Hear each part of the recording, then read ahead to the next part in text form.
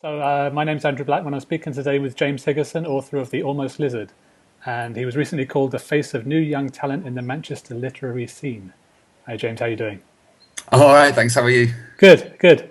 So for people who haven't read the book, I'll post a link underneath the video to like my review and maybe a couple other sources. But could you start off while you're playing with a cat? Could you start off Sorry, by yeah. start off by maybe giving us a quick introduction to the book and what it's about? Yeah, sure. The Almost Lizard, it's a fictional autobiography of a young man called Daniel Lazar, who on his 21st birthday he's finishing his autobiography and he's going to, at the end of it, kill himself. And that kind of sounds like it's going to be really grim all the way through. But I think I like to say it's a lot funnier than that. It's telling his life and initially about how his parents got together and about his childhood, and then how he is brought up a little bit on television and develops a bit of an unhealthy interest in soap operas, and he starts to bring that into his life more and more. So it's very much about how he merges fiction with reality very much in his own life, and how he starts sort of doing it. Sorry, this cat. That's all right. I should have fed him before we did the interview. Yeah, just about how initially it's a game that's in his head, and then how he tries to bring in other people, and yeah, so it's a novel about lots of different things, but certainly about fiction and reality, and also about manipulation as well, which is quite an important theme in the book. Yeah, I really like the opening. It's a very striking opening where it says, "Hi, I'm Danny Lizar. I'm 21 years old. Coming out to my birthday, and I'm about to kill myself." It does grab your attention immediately. I mean, I was wondering, do you do? It's an interesting choice to kind of start with the ending and then work your way back from there. Was that how you always wrote it, or did you write it chronologically first and then kind of decide to put the ending at the beginning? That first bit is the last bit I actually wrote on it. Ah, okay.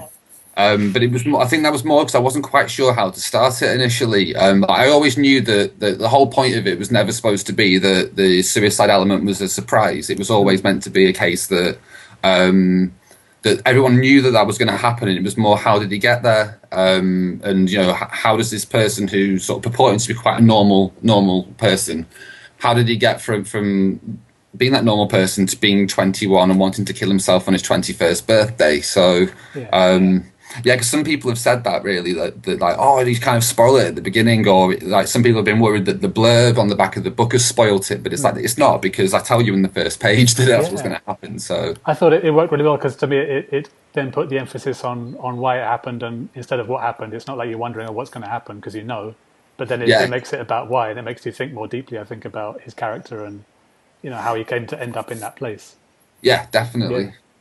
Um, I was wondering if you could talk a bit about the manipulation, and actually one thing that came across really well is how it starts off as kind of an innocent thing, like he's just imagining this soap opera in his head. I actually did that myself as a child a few times. Imagine myself in like Neighbours or something. Yeah, oh yeah, But yeah. he it starts off innocent, and then it gradually becomes a lot more, and then eventually it basically takes over his life. And it reminded me a lot of addiction.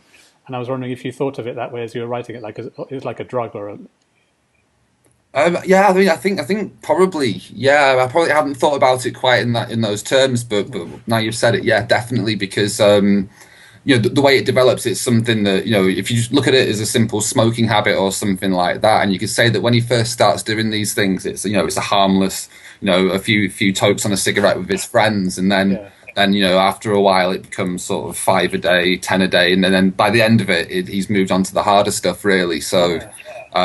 yeah, it is. It's something that like I think you see with it that he reaches points when it's not working out for him anymore, and he wants that next rush, that next high, and that's sort of perhaps how things get more and more elaborate, really. Yeah, and it's almost, he wants to stop in the end, right? He kind of gets to the point where he realizes it's it's killing him in a way, and he wants to stop, but he just keeps on. It becomes very difficult for him. He's gone so far down the road. Yeah, definitely. He's got he gets some moments of realization that definitely come to him, especially as he gets older, and he manages to do some things, and he gets to see a little bit of what he's doing, and so he gets that introspection, I think, that he didn't have before, and even before sort of he goes to university, when perhaps, in my opinion, that's when he's at his worst. Hmm. I had to go so far, and he does a lot of things without really thinking too much about the consequences or who gets hurt. Whereas I do think that he develops a bit of a soul later on in the book. Yeah, no, I think so. And one of the things I found interesting was that he's a character who lies a lot and manipulates and deceives and does all kind of things, and yet I still trusted him as a narrator and sort of believed his version of events. I mean, was I supposed to trust him, or did you want him to be a kind of unreliable narrator, or did you want us to sort of take his word for it that his version of it is what really happened? I don't mind how people take this, because I've heard it from different ways in which, some people have said to me from reading the end, that they almost felt that at the end what you really should have seen was him going cut, and then that was, it was just another thing that he'd done. It was just another kind of elaborate story that he was playing out. Whereas for me, I always felt that it was quite a definite thing. But I'm not offended if people think actually this is another one of his manipulations. And so when could you talk about the publication process, like how easy or difficult was it to get the book published? I guess it was quite easy, actually. I feel like I've had a bit of a cheeky route in, really, because as I say, no, I came second in the year that you won the Bitmead bursary, and then 2 years later I got back in touch with the Almost Lizard, thinking, I'll have another go. It's an excellent competition. Yeah. And then they got back in touch and just said that because, having received money from the bursary before, it wasn't really fair for me to be re-entering or whatever, but they consider me at Legend Press, that is, for the general list. Right. And I didn't really think that much more of it, to be honest with you. I thought they were just being nice. And then I think they got in touch in January to say, can you send over the first 3 chapters rather than the 3 random ones I'd sent, because, as you'll know, there's very different styles from the first section to the rest of the book, right, in terms of it goes like third person to first person. And so I wanted to show off everything. Yeah. But then I sent the first 3 over, and then they wanted to see the rest. And again, I'm thinking they're being really polite now. and then it was about 7 or 8 months later, I just got an email. I was sat at work. The Manchester riots were just kicking in. Oh yeah. And got this email offering me this deal, and I swore a bit, and I was really surprised. So I think it was just kind of, I guess my route in was making myself known to them, and just being a bit persistent as well. Yeah. Was there anything that surprised you about the actual process itself of getting a book published? I can't believe they let me get my own pick my own cover artist. Right. I was being a bit cheeky about that, because I really liked the artist who did it. Yeah. And I thought it would be excellent if this book could have this cover. And I suggested it to them, and they were so sort of up for that. I was a bit gobsmacked about that. It's a great cover. Yeah, it's a great cover. It's very distinctive. It really works well. He did an absolutely cracking job on it. I was just so happy, but I didn't think that was just sort of almost like a wildest dream kind of thing, and I didn't think it would actually happen. Oh, that's back. Right. One other question: you're also a scientist who recently completed your PhD, I believe. Is it complete, yes. Or you finished is all done now? Yes, I've just got to hand in the hard copies now, and then I'll be awarded the doctorate. Fantastic. I was wondering, is it something that you think informs your fiction writing at all, or do you keep them totally separate in your life? I would say largely separate, but by working in public health, perhaps I've got some. I'm sorry again. But by working in public health, certainly for the new book, there are certain things, but I wouldn't say it's anything directly influenced by the science. It's more by the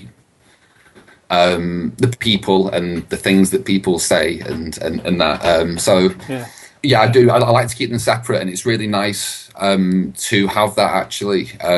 Like for when there's a bit of writer's block going on with one, you can perhaps turn to the other. Yeah. That said, I'm very glad not to be doing a PhD anymore. So. Yeah, I was thinking there must have been a lot to be doing a PhD and writing a book at the same time.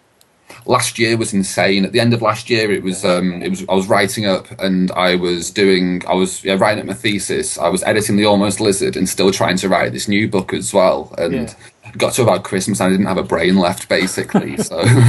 Yeah. Could you tell us a bit about the new book, Kid Gloves, right?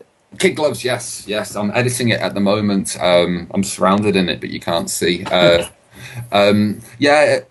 I won't go sort of too much into it, but it's set. Most of it's set about 20 years from now, and it's in a time when a bill has been passed which calls for the separation of adults and children within the UK. So Greater Manchester gets sealed off with a massive perimeter fence, and that becomes the child section of the UK. Right. And that happens almost approximately 2 years in the future from now, possibly at the next general election.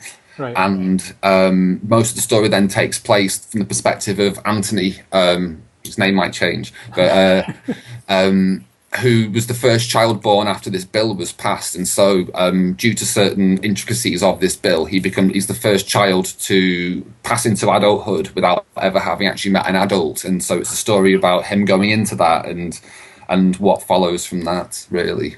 It sounds fascinating, because in Britain there is a real kind of a paranoia about children and protecting children, separating them from people who might do them harm. And is that what kind of drove the idea? Gave you the idea? Yeah, I mean, I have an absolute fascination with tabloid newspapers because of the power that they can elicit, and people don't realise that. It's everyone will roll their eyes and go, the Daily Mail says this, but they're not very trustworthy. Same with the Sun or whatever. But you forget that a lot of people do believe all this stuff and inherently do it. It's you'll hear people on a day-to-day basis just using like tabloid language. That's the cat's tail now. I feel like he wants to be interviewed. He does. I'll do his interview after this. I think that's good. Listen, I'll let you go feed the cat. See you. He's up here now. I see you looking up. I'm wondering where he is. Oh, yeah, knocking things over now.